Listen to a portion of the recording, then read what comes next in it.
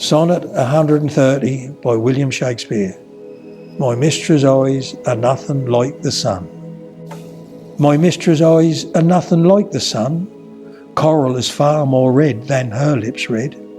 If snow be white, why then her breasts are dun. If hairs be wires, black wires grow on her head. I have seen roses damask red and white, but no such roses see I in her cheeks. And in some perfumes is there more delight than in the breath that from my mistress reeks? I love to hear her speak, yet well I know that music hath a far more pleasing sound. I grant I never saw a goddess go. My mistress, when she walks, treads on the ground, and yet, by heaven, I think my love as rare as any she belied with false compare. She Walks in Beauty by Lord Byron.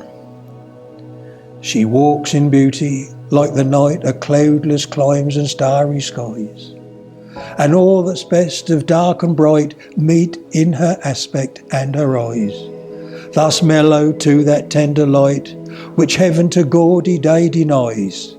One shade the more, one ray the less, had half impaired the nameless grace which waves in every raven tress, or softly lightens o'er her face, where thoughts serenely sweet express how pure, how dear their dwelling place, and on that cheek and o'er that brow, so soft, so calm, yet eloquent, the smiles that win, the tints that glow, but tell of days in goodness spent, a mind at peace with all below, a heart whose love is innocent. To Autumn by John Keats. Season of mists and mellow fruitfulness, close bosom friend of the maturing sun, conspiring with him how to load and bless with fruit the vines that round the thatch eaves run, to bend with apples the mossed cottage trees, and fill all fruit with ripeness to the core, to swell the gourd and plump the hazel shells with a sweet kernel, to set budding more and still more later flowers for the bees, until they think warm days will never cease, for summer has o'erbrimmed their clammy cells. Who hath not seen thee oft amidst thy store?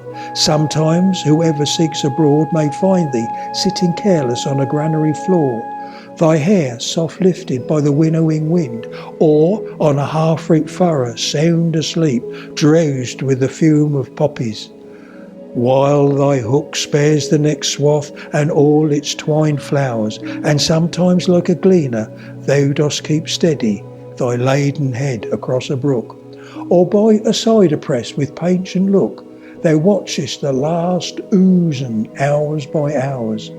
Where are the songs of spring? Aye, where are they? Think not of them, thou hast thy music too.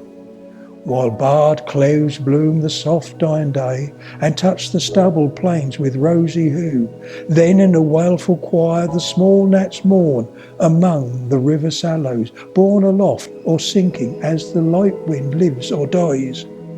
Of full-grown lambs loud bleat from hilly bourne, hedge crickets sing, and now with treble soft the redbreast whistles from a garden croft, and gathering swallows twitter in the skies.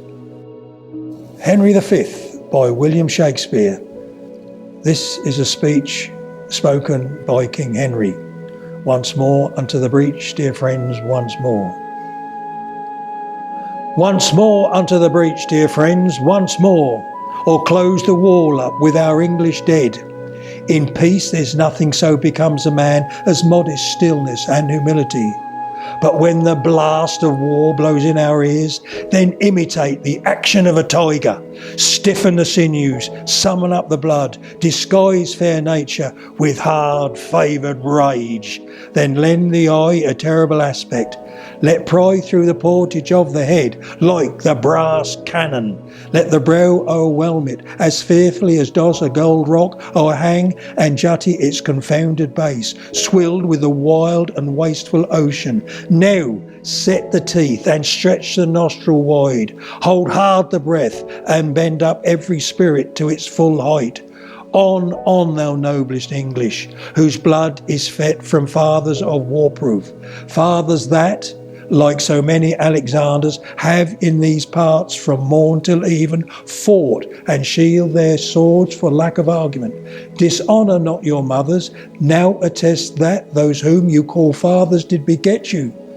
Be copy now to men of grosser blood, and teach them how to war. And you, good yeomen, whose limbs were made in England, show us here the mettle of your pasture. Let us swear that you are worth your breeding, which I doubt not, for there is none of you so mean and base that hath not noble lustre in your eyes.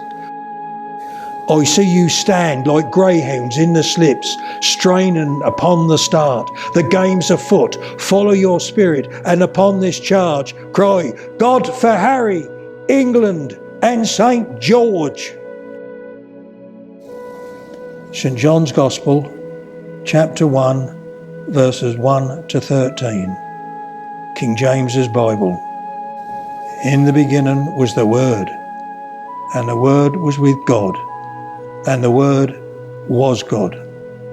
The same was in the beginning with God. All things were made by him, and without him was not anything made that was made. In him was life, and the life was the light of men. And the light shineth in darkness, and the darkness comprehended it not. There was a man sent from God, whose name was John. The same came for a witness, to bear witness of the light, that all men through him might believe.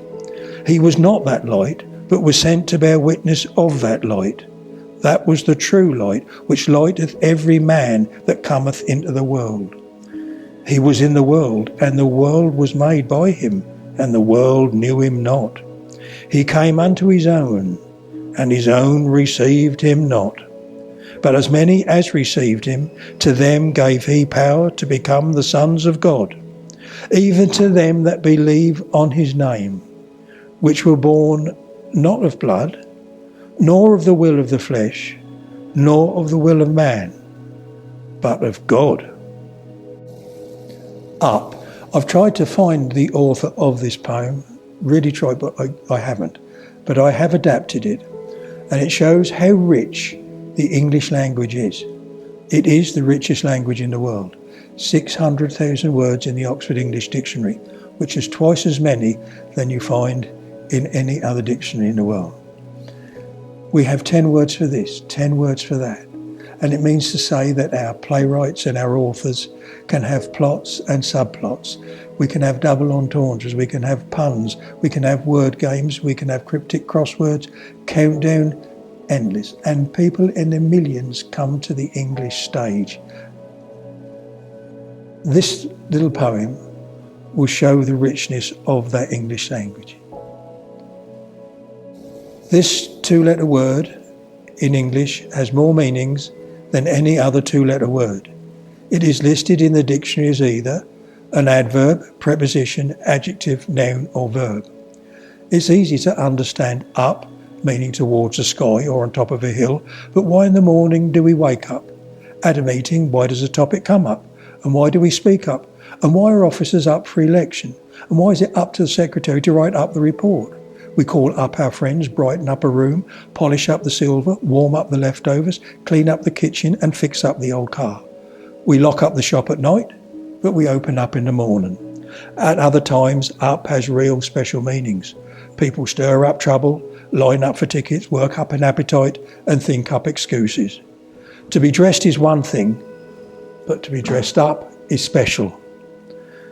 A drain must be opened up because it's clogged up. We seem to be pretty mixed up about up. To be knowledgeable about the proper uses of up, look up the word up in the dictionary. In a desk-sized dictionary, it takes up almost a quarter of a page and can add up to about 30 definitions. But if you're up for it, you might try building up a list of the many uses of up. It's up to you. It will take up a lot of your time, but if you don't give up, you might wind up with 100 or more. When we say cheers, it's bottoms up. When it threatens to rain, we say it's clouding up.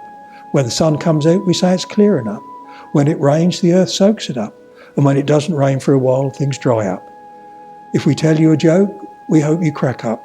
If we mess things up, it could be a mess up, or even a lash up, or even far worse. One could go on and on about up, but my time is up, so I think I'll shut up. But one thing I must flag up before I pack up. Why do we chop a tree down and then chop it up? And on that note, it's time for me to wrap up and end up my recital. Thank you for listening. Thank you kindly. My accent is a South West Suffolk accent from Edwardstown, Milden, Groton and Boxford as the epicentre, surrounded by the bigger villages and towns of Sudbury, Hadley, Lavenham and Long Melford.